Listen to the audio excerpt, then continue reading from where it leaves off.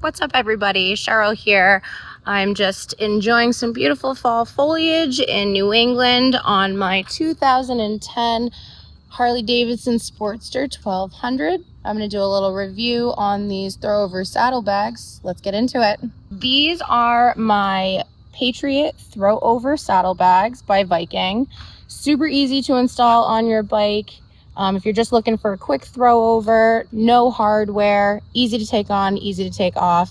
You just remove the bolts from your seat, lift it off. These bad boys are connected by Velcro, and it's as simple as that.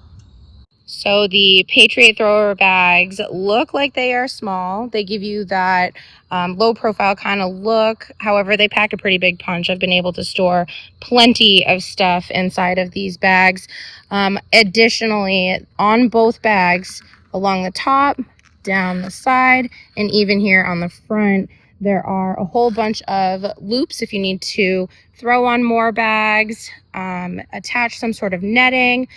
This year I did do a Berkshire's trip, so I don't have a Sissy Bar. What I did was I threw a bunch of bags on top of my back seat and just used a netting and strapped it down to my Patriot bags. Nothing went anywhere. I rode for 3 days with just this motorcycle and my Patriot throwover bags. So I have been running these bags for 1 season, and I think my favorite thing about them so far is how durable they are. They are made out of canvas. You can tell there's a little bit of sun wash on the flap. No big deal. You'd really only be able to tell if you stared at it. The material is canvas on the outside, nice and soft, breathable. On the inside, we've got this high-vis red, plenty of pockets, but it is durable. It is so durable.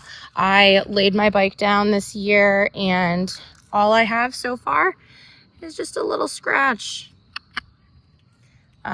Plenty of room inside the bag. Like I said, so many pockets. One side is a little bit different than the other.